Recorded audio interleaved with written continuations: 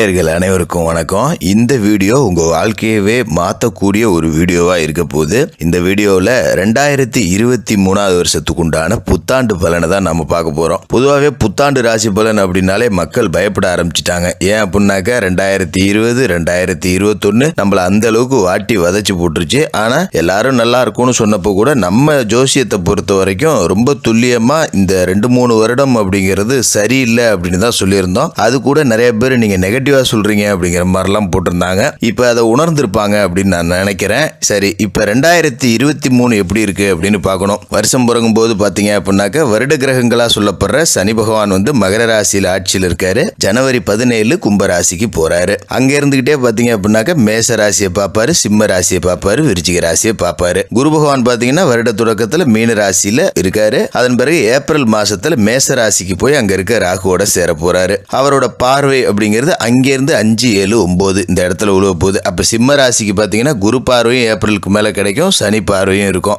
ராகு கேதுக்கள் பாத்தீங்க அப்படின்னாக்க அக்டோபர் மாசத்துல பயிற்சி ஆகுறாங்க. இந்த நிழல் கிரகங்கள் அப்படின்னு பார்த்தோம்னாக்க மேச ராசியில இருக்கிற ராகு வந்து மீன ராசிக்கு வராரு, துலா ராசியில இருக்க கேது கன்னி ராசிக்கு வராரு. இந்த வருட கிரகங்களோட மாற்றம், அவங்களோட பார்வை, இது எல்லாத்தையும் நாம கணக்கிடும் போது பஞ்சாங்கம் சொல்லக்கூடிய கணக்குகள் அப்படிங்கறதையும் நாம ரொம்ப தீவிரமா ஆராய்ஞ்சு பார்க்கணும். அப்ப சுபக்கிருது வருட பஞ்சாங்கம் அப்படிங்கிறது ஏப்ரல் மாசம் வரைக்கும் செல்லுபடியாகும். அதன் பிறகு அடுத்த ஆண்டுக்கான பஞ்சாங்கங்கள் எல்லாத்தையும் வகுத்து கரெக்டா கணிச்சா மட்டும்தான் நாம புத்தாண்டு பலனை சொல்ல முடியும். அப்படி துல்லியமா கணிக்கப்பட்ட 2023 வருஷத்துக்கு உண்டான புத்தாண்டு பலன்களை நாம பார்ப்போம். மீனராசி நேயர்களே, உங்களுக்கு இந்த 2023 வருஷ புத்தாண்டு எப்படி இருக்கு அப்படின்னு பார்த்தோம்னா, வருட தொடக்கத்துல பாத்தீங்கன்னா சனி பகவான் வந்து உங்களோட ராசிக்கு லாபஸ்தானத்துல உட்கார்ந்துருக்காரு. லாபஸ்தானத்துக்கு அதிபதியே லாபஸ்தானத்துல இருக்காரு. அப்படிங்கறதால 2022 வந்து உங்களுக்கு ஒரு நல்லபடியா தான் இருந்திருக்கும். பெரிய அளவுல பிரச்சனைகள் இருந்திருக்காது. சின்ன சின்ன பின்னடைவுகள் இருந்திருந்தாலும் கூட காசு பணத்துக்கு பஞ்சம் அப்படிங்கிற பேச்சுக்கெல்லாம் வேலை இருந்திருக்காது. அதே நேரத்தில் பாத்தீங்கன்னா குரு பகவான் வந்து உங்களோட ராசியிலேயே உட்காந்து ஜென்ம குருவா இருந்துகிட்டு பெருசா எதுவும் நல்லது செய்யல. அதாவது 2022 ஏப்ரலுக்கு அப்புறம் சில சிரமங்களை நீங்க சந்திச்சிருப்பீங்க. அது மாதிரி தேக ஆரோக்கிய ரீதியாகவும் பிரச்சனை இருந்திருக்கும். அது மாதிரி ராகு பாத்தீங்கன்னா உங்களோட ராசிக்கு 2வது வீட்டுல உட்கார்ந்துருக்காரு. குடும்பஸ்தானத்துல ராகு இருந்துகிட்டு அப்பப்ப சின்ன சின்ன கூச்சல் குழப்பத்தை குடும்பத்துல விட்டு பண்ணிக்கிட்டு இருந்திருப்பாரு. கேது பாத்தீங்கன்னா உங்களோட ராசிக்கு அஷ்டமஸ்தானத்துல உட்கார்ந்துருக்காரு. இதுதான் இந்த வருடம் பிறக்கிறப்ப இருக்கக்கூடிய கிரக அமைப்புகள். இந்த வருடத்துல ஜனவரி 17 சனி பகவானோட பயிற்சி நடக்க போது சனி பகவான் வந்து உங்களோட ராசிக்கு 12வது வீடா இருக்கக்கூடிய கும்ப ராசிக்கு வராரு. ராசிக்கு விரையாதிபதியே அவர் தான். அப்படிங்கறதால அவர் விரயஸ்தானத்துக்கு வராரு. இப்ப 12வது வீட்டுக்கு சனி பகவான் வராரு அப்படின்னாலே உங்களுக்கு 7.5 சனி தொடங்குது அப்படின்னு அர்த்தம். இந்த வருடத்தை அதிகபட்ச பயத்தோட தொடங்கக்கூடிய ஆட்கள் அப்படின்னு பாத்தீங்கன்னா மீன ராசிக்காரர்களா தான் இருப்பீங்க. என்னடா இது 7.5 வர ஆரம்பிச்சிருச்சு, ஏற்கனவே இப்படிதான் இருக்கு, இதுல இது வேறையா அப்படிங்கிற மாதிரி ஒருவித சலிப்போட ஆரம்பிப்பீங்க. பொதுவாகவே 7.5 சனி அப்படின்னா எல்லாரும் பயப்படுறாங்க. அதை உடைக்கிற விதமாகவும் இந்த வீடியோ இருக்கும். உங்களுக்கு 2023 என்ன நடக்க போகுதுன்னு சொல்ற மாதிரி இருக்கும். அதன்படி பாத்தீங்க அப்படின்னாக்க சனி பகவான் வந்து விரயஸ்தானத்துக்கு வராரு. அப்ப விரயஸ்தானத்துக்கு சனி வந்தா என்ன பண்ணுவாரு அப்படின்னு பாத்தீங்கன்னா, முதல்ல ஒரு விஷயத்தை தெரிஞ்சுக்கணும். சனி பகவான் வந்து நீதிக்காரகர். தர்மம் நியாயம் அது இல்லாம அவர் எதுவுமே கிடையாது. வாழ்க்கையோட மேடு பள்ளத்தை உணர்த்துறதுக்காக தான் இந்த 7.5 ஆண்டுகள் வந்து அவர் 7.5 சனியா வராரு. அதுலயும் பாத்தீங்கன்னா 2.5 வருஷம் விரய சனி, அடுத்த 2.5 வருஷம் ஜென்ம சனி, அடுத்த 2.5 வருஷம் பாத சனி இப்படின்னு தான் வருவாரு. அப்ப முதல் 2.5 வருஷம் உங்களுக்கு ஆரம்பிக்குது. அப்ப என்ன பண்ணணும் அப்படின்னாக்க 30 வயசுக்கு கீழே இருக்கிறவங்களுக்கு அப்படின்னு பாத்தீங்க அப்படின்னாக்க படிப்புல கொஞ்சம் நாட்டம் குறையும். வேலைக்கு போற இடத்துல பாத்தீங்கன்னா பல எதிர்ப்புகள் வரும். திடீர்னு பாத்தீங்கன்னா வேலை பிடிக்காது, அடப்போடா அப்படின்ட்டுருவீங்க. அப்புறம் வேலையை விட்டுட்டு ஐயோ அந்த வேலையிலே இருந்திருக்கலாமே, சும்மா இருக்கிறதுக்கு ஏதாவது ஒரு வேலையில இருந்திருக்கலாமேன்னு தோணும். அப்ப இதெல்லாம் நம்ம முன்கூட்டியே தெரிஞ்சு எச்சரிக்கணும் அப்படிங்கிறதுக்காக தான் இது. 1000 கஷ்ட நஷ்டங்கள் இருந்தாலும் ஒரு வேலை அப்படிங்கிறது ஒரு மனிதனுக்கு இல்லை அப்படின்னாக்க நிறைய சிந்திக்க தோணும். அதனால வந்து வேலையை விட்டுறக்கூடாது. படிக்கக்கூடிய பிள்ளைகள் வந்து ரொம்ப கவனமா இருக்கணும். மீனராசி பிள்ளைகள் உங்களுக்கு இருந்தாங்கன்னா கொஞ்சம் அவங்களுக்கு கவனம் சிதறாம பாத்துக்கணும். பெரிய அளவுல அவங்கள கண்டிக்கவும் கூடாது. கொஞ்சம் பிள்ளைங்களோட போக்குலயே விட்டு தான் பிடிக்கணும். இல்ல நான் கண்டிச்சு தான் வளர்ப்பேன்னா அவங்க அப்புறம் வேற ரூட்டுக்கு போவாங்க.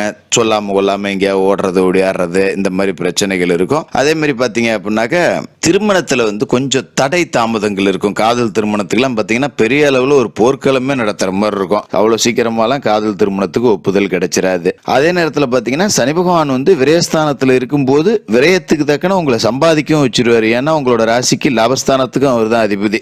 காசு கொடுக்காம கடங்காரனாலாம் சனி ஆக்க மாட்டாரு. ஒரு பக்கம் காசு வந்துகிட்டே இருக்கும், அதுக்குள்ள செலவை கட்டுப்படுத்துறது அவங்க புத்திசாலித்தனத்துல இருக்கு. அதே மாதிரி பாத்தீங்கன்னா வருமானம் வந்து குறுக்கு வழியில இருந்ததுன்னா சனி பகவான் விட்டுற மாட்டாரு. எந்த ரூபத்திலேயா இருந்தாலும் உங்களை கண்காணிச்சுக்கிட்டே இருப்பாரு. இப்ப 7.5 சனி ஆரம்பிக்குது அப்படின்னாலும் கூட சனியோட பார்வை வந்து உங்களோட ராசியில இருந்து விலகி போகுது. அது ஒரு வகையில நல்லதுதான் அப்படிங்கிற மாதிரி தான் நீங்க பார்க்கணும். அதே நேரத்துல பாத்தீங்கன்னா சனி பகவான் வந்து உங்களோட ராசிக்கு 7.5 சனியா வந்துட்டு உங்களோட ராசிக்கு 2வது வீட்டை பாக்குறாரு, 6வது வீட்டை பாக்குறாரு, 9வது வீட்டை பாக்குறாரு. அப்ப குடும்பஸ்தானத்தை சனி பகவான் பாக்குறதால என்ன பண்ணும் அப்படின்னாக்க குடும்ப ஒற்றுமை அப்படிங்கறதுல சின்ன சின்ன குழப்பத்தை உண்டு பண்ணுவாரு. தேவையில்லாம கணவன் மனைவிக்குள்ள சண்டை, ஏதாவது ஒண்ணு வாங்கிட்டு வான்னு கேட்பாங்க, நம்ம எதையாவது வாங்கிட்டு போவோம், ஏன் வாங்கினு சண்டை நடக்கும், வாங்காம போனாலும் சண்டை நடக்கும். அப்ப என்ன பண்ணணும்னாக்க என்ன கேட்டாலும் எப்ப அந்த காசை வச்சுக்க, நீ எங்க கூப்பிடுறிய நான் வரேன், நீயே வாங்கிக்க, நான் வேணா கூட வந்து வண்டியில கூட்டு போறேன், அதோட முடிச்சுக்கணும். அது மாதிரி பாத்தீங்க அப்படின்னாக்க பிள்ளைங்களை பெற்றோர்கள் வகையில வந்து தாய்மார்கள் கண்டிச்சா தந்தை வந்து சரி அவங்க கண்டிக்கிறாங்கன்னு செவனின்னு வேடிக்கை பார்க்கணும். இல்ல நீங்க கண்டிக்கிறீங்கன்னா அவங்க வேடிக்கை பார்க்கணும். அவங்க கண்டிக்கிறப்ப நீங்க போய் தடுக்க கூடாது, நீங்க கண்டிக்கிறப்ப அவங்க வந்து தடுக்க கூடாது. இது மாதிரி சாதாரண விஷயங்கள்ல ஒன்னாலதான் என் பிள்ளை கெட்டு போச்சு, ஒன்னாலதான் கெட்டு போச்சுன்னு சண்டை சச்சரவு வரதுக்கு வாய்ப்பு இருக்கு. அடுத்ததா பாத்தீங்க அப்படின்னாக்க சனி பகவான் வந்து 6வது வீட்டை பாக்குறாரு அப்படிங்கறதால உங்களோட எதிரி, நோய், பகை, இது கடன், இது எல்லாமே நீங்க போகுது. சனியோட பார்வை 6வது வீட்டுல படுது அப்படிங்கும்போது ஒரு அற்புதமான யோகம். உங்களுக்கு நோய் நொடி இருந்ததுன்னா அது எல்லாமே இப்ப முதல் சுற்றுல சரியாகும். சின்ன சின்ன ஜுரம், சளி இது மாதிரி இருக்கும். நீண்ட கால வியாதி, ஒரு அறுவை சிகிச்சை பண்ணக்கூடிய அளவுக்கு ஒரு வியாதி இதெல்லாம் இருந்ததுன்னா அதை சனி பகவான் குணப்படுத்திடுவாரு. அப்படி இல்லை அப்படின்னாக்க டக்குன்னு அதுக்கு உண்டான மருத்துவத்தை செஞ்சு அந்த ஆபரேஷனை பண்ணி விட்டுருவாரு. இதுக்கு மேல நீ அதை பத்தி கவலைப்பட வேண்டியதில்லை அப்படின்னு. அது மாதிரி பாத்தீங்க அப்படின்னாக்க அடிவயிறு தொடர்பா கொஞ்சம் பிரச்சனை கொடுப்பாரு. ஒரு அல்சர், ஒரு தொண்டப்புண் இந்த மாதிரி வர்றதுக்கு வாய்ப்பு இருக்கு. சிலருக்கு காது மூக்கு தொண்டை பிரச்சனை வர்றதுக்கு இருக்கு. அதனால கொஞ்சம் கவனமா இருக்கணும். அதே மாதிரி பாத்தீங்க அப்படின்னாக்க நகை நட்டு ஏதாவது அடவுல வச்சிருந்தீங்கன்னா மீட்டர்லாம், அதை எடுத்துட்டு வந்து விரைய செலவு பண்ணணும். வரக்கூடிய செலவுகளை சுப விரைய செலவா பண்ணிட்டா வேற செலவுகளுக்கு வேலை இல்லை. அப்ப பிள்ளைகளுக்கு திருமணம் செய்யணுமா பண்ணலாம், சுப சடங்கு பண்ணணுமா பண்ணலாம், ஒரு மனம் வாங்கணுமா வாங்கலாம், வீடு கட்டணுமா கட்டலாம். இது மாதிரி செலவு பண்ணிட்டீங்கன்னா தேவையற்ற செலவுகள் அப்படிங்கிறது குறையும். அப்ப வீட்டுல காசு போனோம் அப்படின்னு ஒண்ணு வச்சுக்க கூடாது. காசு வந்ததுன்னா எங்கேயாவது கொண்டு ஒரு முதலீடா போட்டுருங்க. ஒரு மண் வாங்கலாம், மனம் வாங்கலாம், அந்த மாதிரி போடலாம். சொந்த தொழில் செய்யறவங்க தொழில முதலீடுகளை பெருக்கிறேன்னு இந்த காலகட்டத்தில் இறங்கக்கூடாது. ஏன்னா 7.5 சனி இருக்கும்போது பெரிய அளவில் நீங்க முதலீடுகள் போட்டுட்டு அதால பிரச்சனை அப்படிங்கிற மாதிரி ஆயிடும். இப்ப என்ன செஞ்சுட்டு இருக்கீங்களோ அப்படி அப்படியே செஞ்சுட்டு இருக்கணும். 9வது இடத்த சனி பகவான் பாக்குறாரு அப்படிங்கறதால உங்களுக்கு வரக்கூடிய வாய்ப்புகளை கொஞ்சம் தட்டி பறிப்பாரு. கை கேட்டினது வாய் கேட்டலன்னு சொல்லுவாங்க பாத்தீங்களா, அந்த மாதிரி தான் ஒண்ணு நடக்கும் அப்படின்னு நினைச்சிட்டு இருப்பீங்க, கிட்டக்க போய் மிஸ் ஆயிடும். ஒரு வரன் பாப்பீங்க, பையனுக்கு ஒரு பொண்ணு பாப்பீங்க, பொண்ணுக்கு ஒரு மாப்பிள்ளை பாப்பீங்க, எல்லாம் பேசி முடிச்சு நல்ல வரனா இருக்கிறப்ப ஜோசியர் வந்து அப்படி தூக்கி தாண்ட போட்டுருவாரு, இந்த ஜாதகம் செட் ஆகல வேண்டாம் அப்படின்னு. அப்படி இல்லைன்னா எவனாவது ஒருத்தன் சொந்தத்துல சேட்டையை கொடுத்து அதை கலைச்சு விட்டுருவான். இப்படிதான் கை கேட்டினது வாய் கேட்டல அப்படிங்கிற மாதிரி போவோம். அதே நேரத்தில் பாத்தீங்கன்னா குரு பகவான் வந்து ஏப்ரல் மாசத்துல உங்களோட ராசியில இருந்து 2வது வீட்டுக்கு போறாரு. தனஸ்தானத்துல போய் உட்கார போறாரு, செவ்வாயோட வீட்டுல. செவ்வாய் வந்து உங்க ராசி அதிபதி குருவுக்கு நட்பு கிரகம் தான். அப்படிங்கறதால தனஸ்தானத்துல இருக்கக்கூடிய குருவால ஏப்ரல் மாசத்துக்கு மேல காசு போன புழக்கம் அப்படிங்கிறது ரொம்ப அற்புதமா இருக்கும்.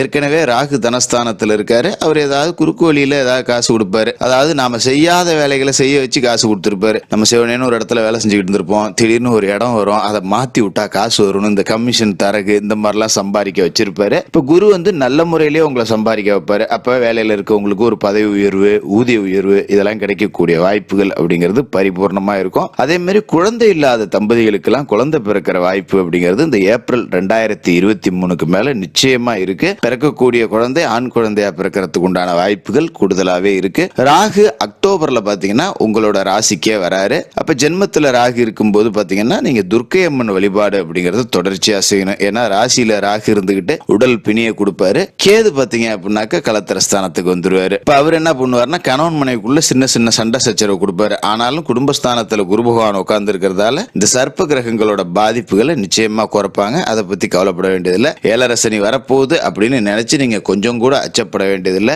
செய்யக்கூடிய வேலைகள்ல நேர்மையாவும் நியாயமாவும் அரசுக்கு கட்டுப்பட்டும் சட்டவிரோத காரியங்களை செய்யாம இருந்தாலும் இதை மட்டும் செஞ்சாலே போதும். சனி பகவான் வந்து உங்களுக்கு வாரி கொடுத்துருவாரு. அவர் எவ்வளவு கஷ்டங்களை கொடுக்கிறாரோ அந்த கஷ்டங்களை எல்லாத்தையும் தாங்கிக்கிட்டு வறுமையிலும் நேர்மை அப்படின்னு இருக்காங்க பாருங்க, அவங்களுக்கு சனி பகவான் வாரி கொடுத்துருவாரு. குரு பகவானும் ஒரு அற்புதமான இடத்துக்கு தனஸ்தானத்துக்கு பயிற்சி ஆகி போறாரு. அங்க போய் பயிற்சி ஆகி உட்காந்துட்டு குரு பகவான் வந்து உங்களோட ராசிக்கு 6வது வீட்டை பார்ப்பாரு. அப்ப 6வது வீட்டுல பாத்தீங்க அப்படின்னாக்க சனியோட பார்வையும் இருக்கு, குருவோட பார்வையும் இருக்கு. அப்ப எதிரி, நோய், கடன், பகை எல்லாம் உங்களுக்கு நீங்க போகுது. அதுல எந்த மாற்றமும் இல்லை. அது மாதிரி பாத்தீங்க அப்படின்னாக்க உங்களோட ராசிக்கு 9வது வீட்டை அடுத்து பாத்தீங்கன்னா குரு பகவான் வந்து 8வது வீடு அஷ்டமஸ்தானத்தையும் பாக்குறாரு, 10வது வீடு தொழில் ஸ்தானத்தையும் பாக்குறாரு.